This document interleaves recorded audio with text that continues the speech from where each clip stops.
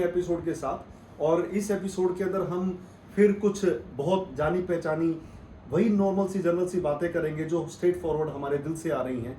हम लोग आपस में बातचीत कर रहे थे और बातचीत करते करते अचानक एक बहुत सुंदर सी इन्होंने एक बात बताई और उसी को लेके हम आज इस पॉडकास्ट के जरिए आपके सामने हाजिर हो रहे हैं।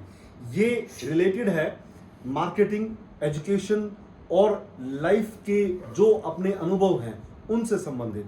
हम आशा करते हैं कि आप लोगों को भी बहुत कुछ इससे सीखने को मिलेगा और हम तो आप लोगों से सीख ही रहे हैं।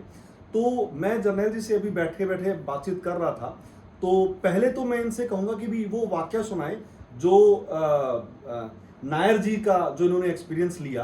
तो वो वाकया ये अभी सुनाएंगे आपको, ये बताएंगे कि भी कैसे इन्होंने क्या चीज़ वहाँ से इनको मिली और कौन सी चीज़ इनको बहुत अच्छी लगी। प्लीज़। तो नायर जी का ऐसा है सर, एक मोटिवेशनल स्पीकर है संतोष नायर जी। तो कई बार ना हमें ये लगता है कि यार मेरे पास पैसे नहीं है या मेरे अंदर तो वो ताकत ही नहीं है काम करने की, मैं लोगों से कैसे बात करूँगा। लेकिन उड़ाने सब बढ़ना चाहते हैं, ऊंचा उड़ना सब चाहते हैं, लेकिन उनको कोई रास्ता नहीं मिलता सर। तो किसी ना किसी की स्टोरी तो हमें इंस्पायर करती है। देखो, किसी ने अगर कोई कामयाब है तो उसके पीछे बहुत बड़ी रियल स्टोरी होती है कि वो कैसे कामयाब हुआ। तो संतोष नायर जी की मैंने एक वीडियो देखी सर, उसका नाम है जैसे आग ही आग। वो वाकई ही जो उसका शीर्षक रखा हुआ है आगे आग, अगर कोई देख ले तो वो आग ही बन जाता है सर। तो संतोष नायर जी उस वीडियो में बताते हैं कि भाई मैं सुबह सुबह अखबार बेचा करता था, दिन में मैं सीए का, चार्टर्ड अकाउंटेंट का काम देखता था और भी मैं 5-4 काम करता था, लेकिन मेरी जो परिस्थितियां थी वो चेंज ही नहीं हो रही थी।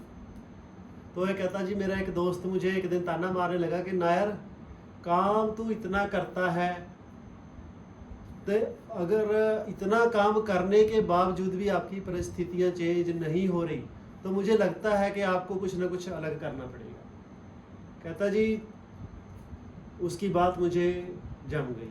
कहने लगे वो संतोष नायर जी, कहता जी चलो आप बता दो भी क्या मतलब कि काम मैं करूं। कहता कोई बात नहीं जी, किसी दिन कोई काम आएगा, वो अलग तरीके से करना है आपने।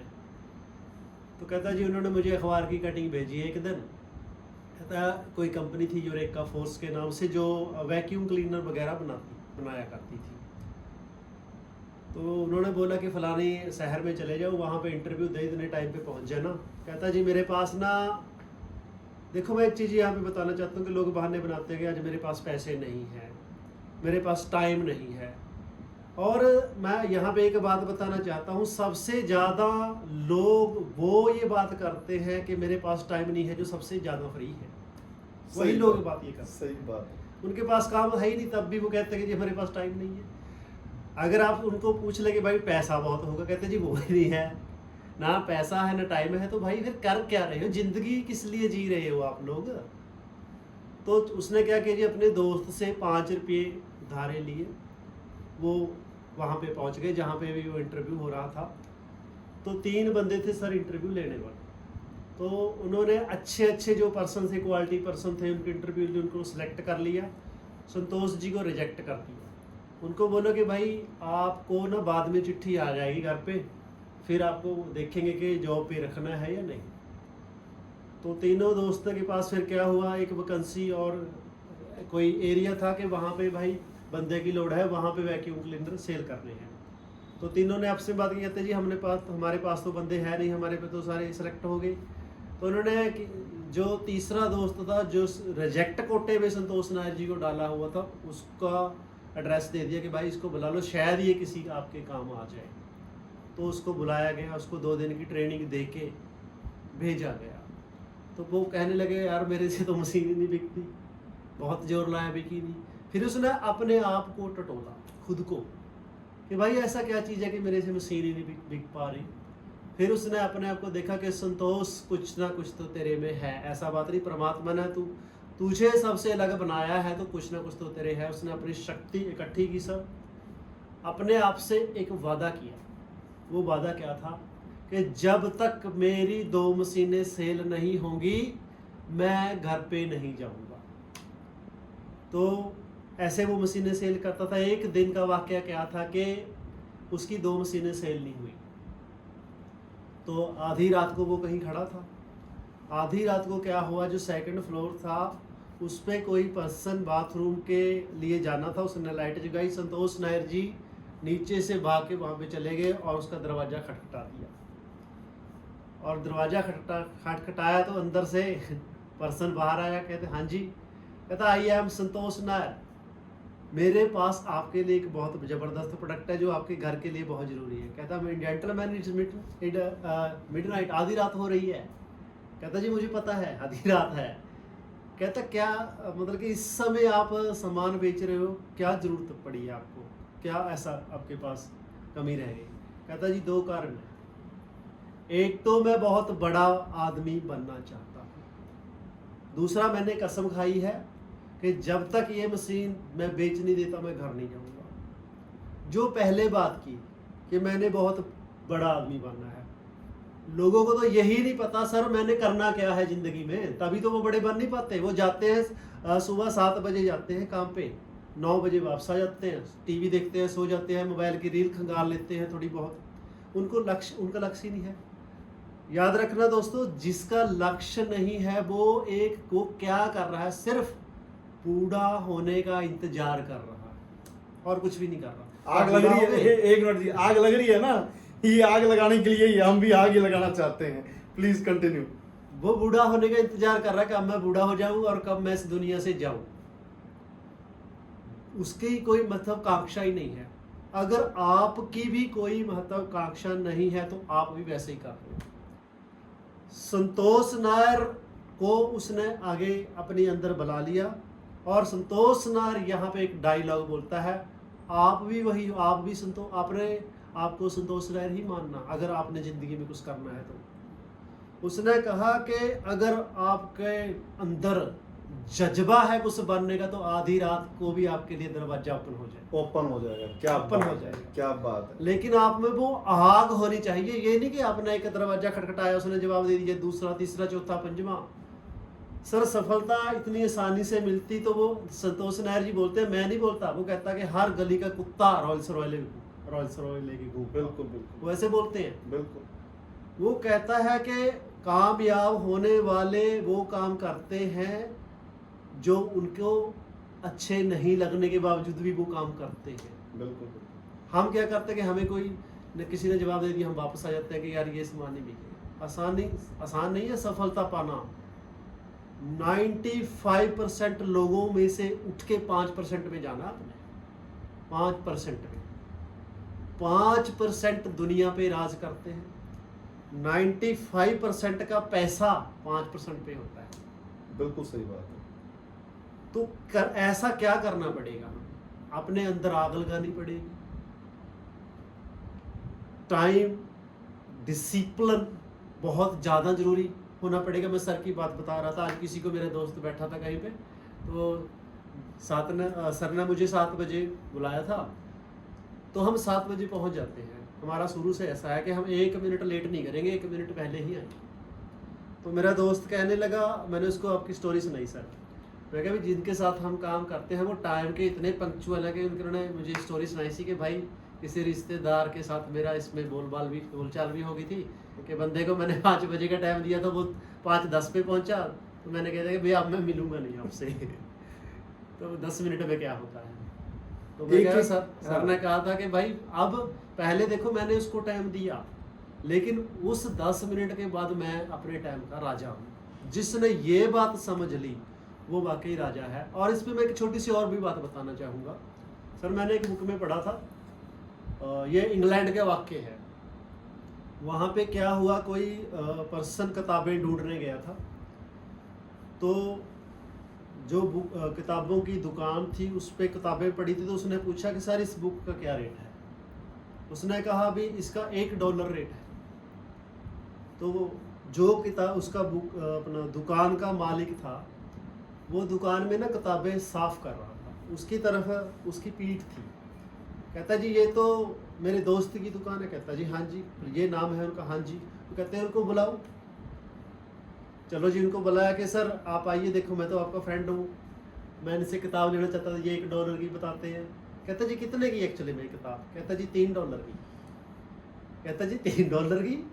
यार आप मेरे दोस्त हो, आप मुझे $3 की बता रहे हैं? कहता जी मैं वहाँ पे काम कर रहा था, आपने मेरे 5 मिनट खराब कर दिए। मेरे 5 मिनट बहुत कीमती है, इसलिए वो 5 मिनट की वैल्यू मैंने किताब में जोड़ दी।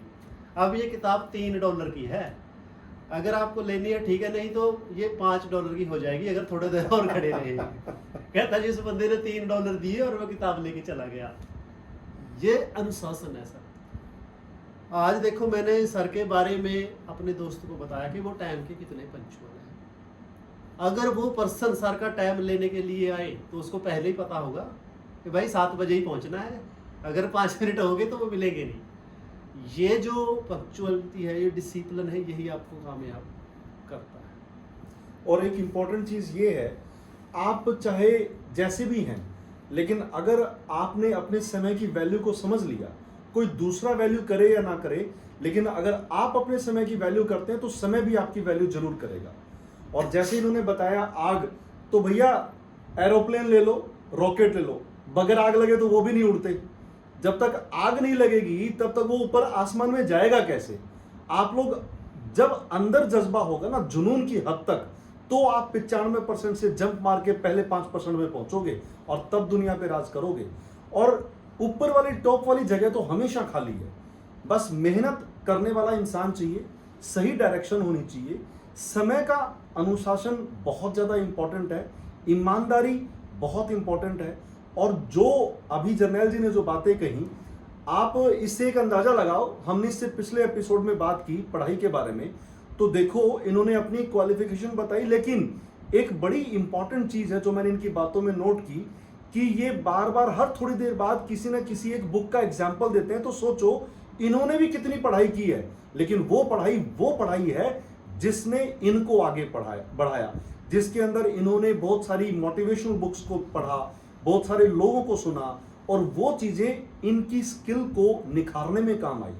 हम भी यही बात कर रहे हैं कि अगर आप में जज्बा है, जुनून है, और किसी चीज़ को पाने की एक बार आपने ठान ली, तो कहते हैं ना, शाहरुख खान की मूवी में भी है कि कायनात भी आपका साथ देने के लिए हाजिर हो जाएगी। कोई चीज़ दुनिया में इम्पॉसिबल नहीं है। Even impossible word says that I am possible. Her cheese possible है। अपने पे भरोसा कीजिए, अपने पावर पे भरोसा कीजिए, अपनी ईमानदारी पे भरोसा कीजिए और चल पड़िए। इन्होंने एक बहुत अच्छी बात कही, अगर आप में जज्बा है तो रात के 12 बजे भी एक नहीं, आपके लिए 10 दरवाजे खुल जाएंगे। ये विश्वास करके चलना पड़ेगा आपको, और विश्वास से पूरी दुनिया, बड़ी से बड़ी जंग जीती जा सकती है। अंत में मैं इनसे एक रिक्वेस्ट करूंगा कि अगर ये अपना एक छोटा सा और कोई वाकया अगर शेयर करना चाहते हैं जिससे थोड़ा और आग लगा दें, फिर हम आपको बाय बाय कहते हैं। मैं सर एक बात बताना चाहूँगा, जैसे आपने ईमानदारी की बात की सर, तो ईमानदार, अगर हम किसी को ये बात कहते हैं कि सर आप ईमानदार रहो, अपने काम में रहो, अपने बच्चों के प्रति ईमानदार रहो, यानी कि हर जगह पे ईमानदार हो, तो कुछ लोग कहते हैं जी इतनी दुनिया तो बेईमान है, एक ईमानदार आदमी का क्या मतलब कि क्या फर्क पड़ेगा एक ईमानदार आदमी होने से करोड़ों की आबादी में? सर एक सबसे बड़ा फर्क मैं बताता हूँ, वो क्या पड़ेगा। हमें मान लीजिए कि सर ईमानदार हैं, इनको एक विश्वास जरूर होगा कि इस दुनिया की करोड़ों दुनिया में एक बंदा तो ईमानदार है, और वो मैं हूँ। बिल्कुल 100% कंफर्म है। सोसाइटी का बहुत फर्क पड़ता है सर। जैसे ईमानदार आदमी बेईमानों की सोसाइटी में नहीं रह सकता, ऐसे ही बेईमान आदमी भी ईमानदारों की सोसाइटी में नहीं रहता। और जब आप ईमानदार हो तो आपको सच बोलने के लिए याद नहीं करना पड़ेगा कि भाई मैंने क्या बोलना है, लेकिन झूठे आदमी को हमेशा याद करना पड़ेगा कि अब मैं बोलूँगा क्या। तो सच बोलने का ये भी सबसे बड़ा है। जो लोग आसमान में उड़ना चाहते हैं, मैं उन्हीं की बात कर रहा हूँ, जिनका लक्ष्य है कुछ जिंदगी में कुछ बनना है, जो ये मानते हैं कि यही जीवन आखिरी जीवन है। प्रभु ने, परमात्मा ने हमें कोई बहुत बड़ा, हमने पिछले जन्म में या बहुत बड़े पुण्य किए होंगे तब ये हमें जन्म दिया है। तो आप ऊंचाइयों को छूना चाहते हैं तो वो उनके लिए ही हमारा पॉडकास्ट है। जो सुबह काम पे जाते हैं, जिनका कोई लक्ष्य है नहीं, उनके लिए तो है नहीं। वो इस पॉडकास्ट को देखें और हमारे साथ जुड़े। आगे जो भी पॉडकास्ट या आपसे जो हमारी बातचीत है, अगर आपसे उसको कोई फ़र्क पड़ेगा, आप वाकई उससे मोटिवेट होंगे, तो आगे आपको बहुत कुछ मिलने वाला है, बहुत वो कुछ। आग आपके अंदर जलने वाली है। और हम वादा करते हैं आप लोगों से, वो आग ऐसी होगी वो कहीं ना कहीं आपको पहुंचा देगी। वो 95% लोगों